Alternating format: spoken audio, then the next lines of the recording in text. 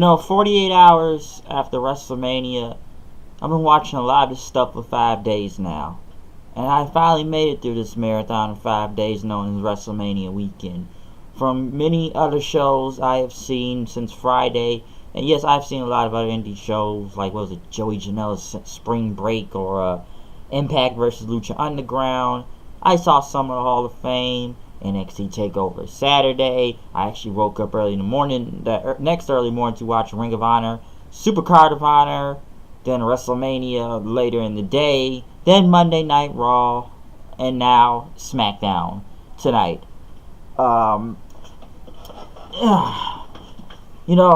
With exhaustion, I'm sure this crowd was somewhat kind of fatigued after sitting through many days of this, staying this long before they go home, I'm sure.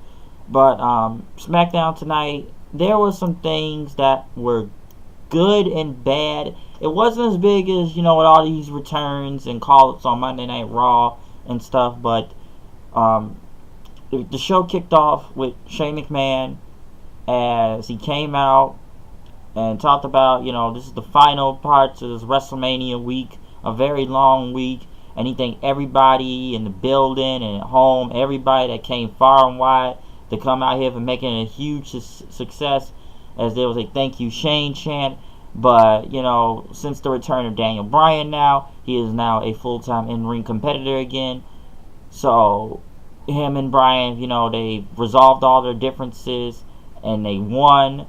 But, since he's a wrestler again, there's going to be a new general manager. And that new general manager, which I was actually surprised after what happened yesterday, Paige.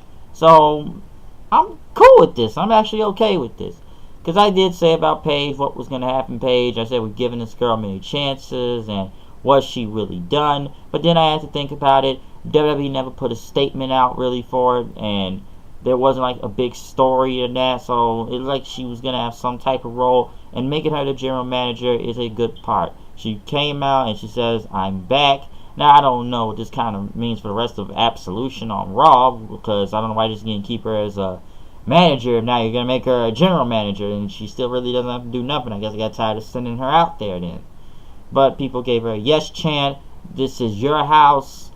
And she thanked the fans and thanked people in the back and thanked Shane McMahon since he was the first one right there. And as the Superstar shakeup is next week, she wanted to say her first act as general manager is to make this special. And since Daniel Bryan hasn't competed on TV in over 3 years, people first chanted Rusev Day, then AJ Styles, which it was AJ Styles. So then they had to make that, and then kind of right after they made that idiotic thing, they said, oh, the people boo that they cheer, and cheer that they boo, and I don't know, I hate that little statement they keep making up. But Paige being GM, I have no problem with that. It's pretty good. We'll see how this goes, but I don't know. People, like I said before, the WWE really never said that much on it, as if she was retired and that. And as for AJ Styles versus Daniel Bryan, even though some are going to say this sounds like a pay-per-view match, of course, something was going to happen going down in the end of this whole show. Next thing you know, the Usos, which I don't know why they have to earn another title shot, even though they get automatic rematch calls. They went against New Day, Big E, and Xavier Woods. Whoever wins would face the Bludgeon Brothers at the greatest Royal Rumble ever. They said this was going to be the last encounter, even though I thought that was a few months ago, really. But this keeps going, and this was a good match. Not as great as their previous ones, but they really did good out there. The crowd with the Usos and the New Day.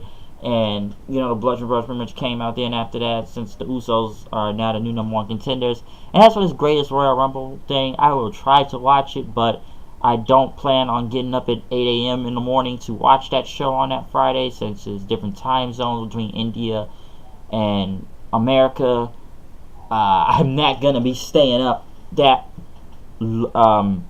getting up that early for something. I thought April 27th was on a Saturday. It's on a Friday. I probably won't be here in the morning. I have to watch it later in the day. But, yeah, they're going to get a title shot. Naomi, who would face Natalya, since Natalya was with the trophy, the vagina trophy as many called it, winning against Natalya, as Natalya says, I'm going to take you out before this whole Superstar shake-up to get her off Smackdown. Naomi won, split like a moonsault. That trophy, I guess, has to stay with her for a while, like many others, like the Andre won trophy, which sits, people have to stand by it a lot when they win. And I might as well have to go check out that Andre documentary. I'm really contemplating on watching that, so I think I may check that out.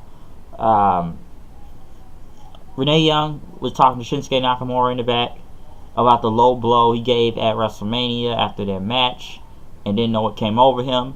And he says, he pretty much says, I don't know what got over me. Maybe I got too emotional. I'm very, very, very sorry for what I did to AJ. People laugh, and then he said that you're acting disingenuous, so she asked it again. And then Nakamura says, sorry, no speak English. And people laughed at it. I'll admit that was actually kind of funny. He was like, no speak English, so I'm not going to answer your question. So I thought that was kind of funny. I will admit that. But I don't think people really looked at it almost as a heel thing. They was kind of entertained by it. Next, Charlotte came out, and I say her and Asuka were equals, and Asuka was the toughest challenge of her career, and thanked Asuka for the match.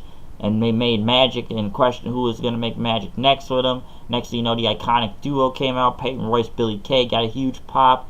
NXT chants, and your match at WrestleMania was good, but it wasn't iconic, as they call it. Out with the old and in with the iconic. It was an iconic chant. And as they pretty much talked about Charlotte, they attacked her from behind. Charlotte fought back, but they hit her with a big boot and threw her across the announce table. And next thing you know, threw her into the steps, the turnbuckle, or ring post, and then give her like a power bomb or double reverse power bomb or something onto the ground. They threw her back in the ring and stood over her. Next thing you know, Carmella comes out to cash in the Money in the Bank for the third time again now. Third time's the charm. And has a referee with her. Even though there's like 3-4 referees standing right there, she has to bring a referee for her own.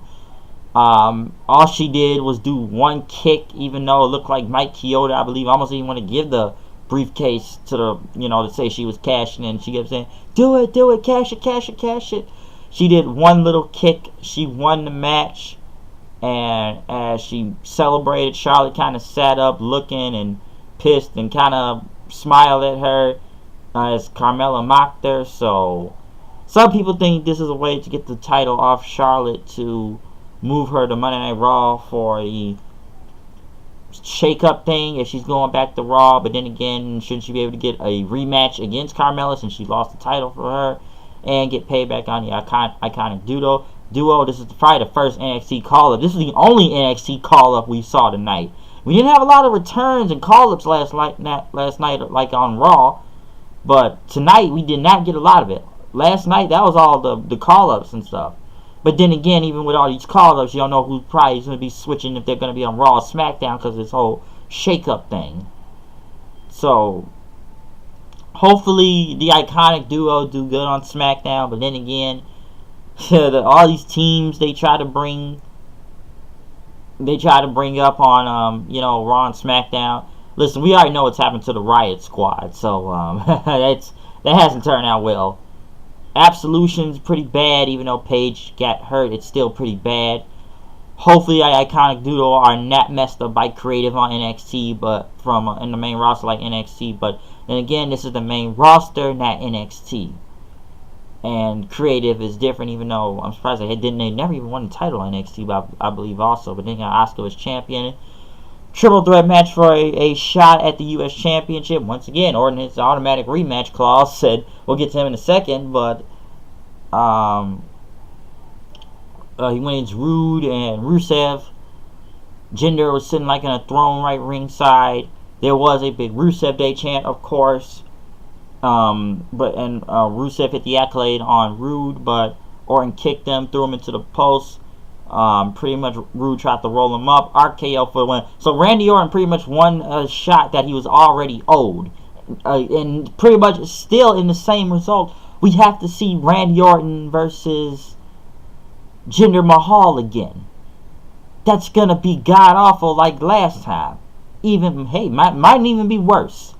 Rusev, I was already convinced at WrestleMania, but I am now even more convinced that they hate this guy in the back because he got over on his own.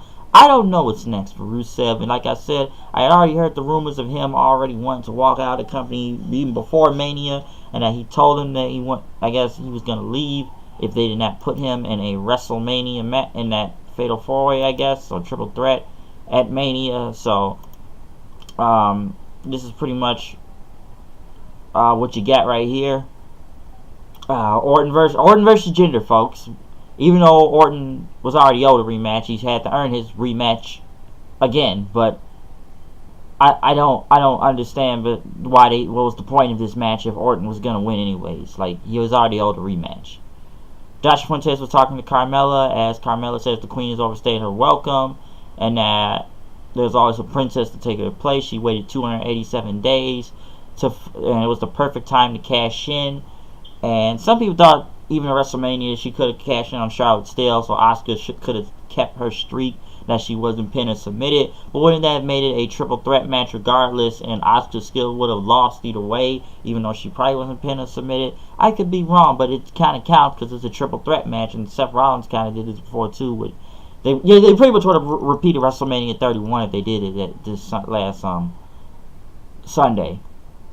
But Carmella said she was the champion. She wanted to thank somebody. She was about to cry. She said, "Thank me."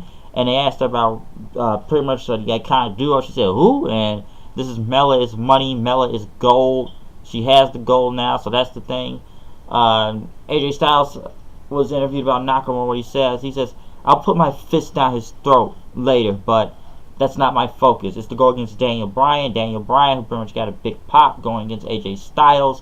Instead of they saying dream match, they kept wanting to say a fantasy match. This is a match that felt, honestly, I'm surprised this wasn't even on pay-per-view yet, but I guess they want to give that, Mania crowd something, and there was both these guys' chants. They were over with both guys, and this really did feel like a pay-per-view match. A really great match too, but you knew kind of what was going to happen in the end as both guys fell from the top rope. AJ kind of landed on Daniel Bryan's head. Daniel Bryan and he pretty much Daniel Bryan is pretty much good. He pretty much wrestled like he never left. All right, so I don't think he ever lost in to begin with. But Bryan pretty much got kicked in the back of the head by Nakamura with a Kinshasa, and it was a DQ. And then next thing you know, he hits one of AJ Styles, and he blows him again about 2 times, and laughed his way up the ramp. So of course you're gonna beat up most of the 2 over guys in the company on this show, and of course he would get booed out there. SmackDown was good on some parts, even though it didn't have that much going on like Raw last night. We only got one NXT call up. We didn't really see anybody else come up. I'm sure some people maybe expected Galloway to come up or Andrade Cien Almas. Some thought Sanity, but no, they're going to be sticking NXT for a while now, a little longer, maybe for a while, I guess. But we got one NXT call up, a new women's champion, and they cash in a new general manager, and Bryan versus AJ Styles. So SmackDown had a little something tonight, but they didn't have much as they had Monday Night Raw. Was the crowd a little bit fatigued? Maybe. Yeah, they've been here for 5 straight days, so they probably are a little tired from what they've been through in this many days. But I didn't even see 205 live, but I heard it was a chant that some guy fell asleep and they were trying to wake him up. But this has been a very long week, whatever you call it, for WrestleMania. It's going to be a shake-up. You don't know who's going to Raw. You don't know who's going to SmackDown. Could title switch shows. I don't know. You still got that Royal Rumble 50-man thing coming up, but the shake-up is now next week. I don't know what's going to happen, or what show, who will be on, or who will go who. But we'll just have to find out and see. SmackDown was good. It's been a very long weekend. I hope you check out my live reactions to WrestleMania. I hope you check out my live reactions to NXT TakeOver New Orleans, and review of WrestleMania itself, NXT TakeOver itself, and Monday Night Raw, the Raw After Mania review. But I am out of here. I will see you guys later. Peace out. Thank you for giving me any type of views if you could, and we'll see you next time. Peace out. Going to watch this Andre documentary.